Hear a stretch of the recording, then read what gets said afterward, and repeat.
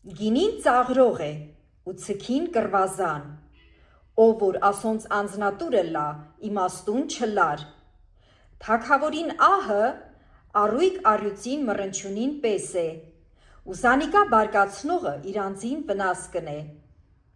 կռիվեն ետ կենալը մարդուն փառք է, բայց հիմարը կռվասեր է, ձմեռ ըլլալուն համար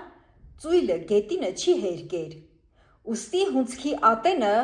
պիտի մուրա ու բանմը պիտի չունենա։ Մարդումը սրտին խորհուրդը խորունկ ջուրերի պես է, բայց խելացի մարդը զանիկա դուրս կհանե։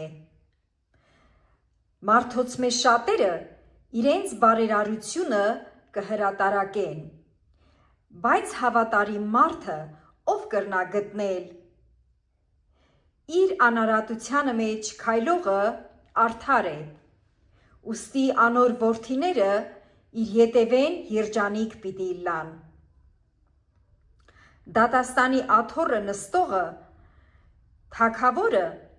իր աչքերովը ամեն չարիք կցրվե, ով կրնա ըսել թե իմ սիրտը սրբեցի, իմ մեղքես մաքրվեցա։ Երկու տեսակ կշիռքի քար և երկու տեսակ չափ, հավասարապես տիրոջը առջև պիղծ են, մինչև անգամ տղումը վարքին մաքրությունը և ուղղությունը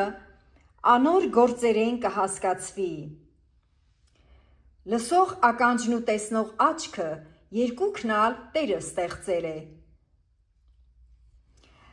Քունը մի սիրեր, որպեսի չաղքատանաս, աչքերդ բաց, որպեսի հացով կշտանաս։ Ծախու առնողը գեշ է կսե, բայց երբ երթա, այն ատեն կպարծենա։ Ոսկի ու շատ գոհար կգտնվի, բայց գիտության շրթունքները մեծագին զարդեր են։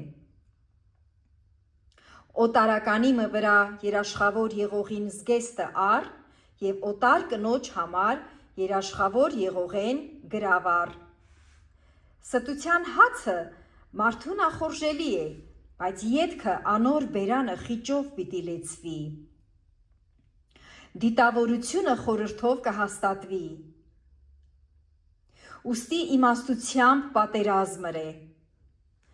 Բանսարկություն ընողը գաղտնիքը կհայտնե,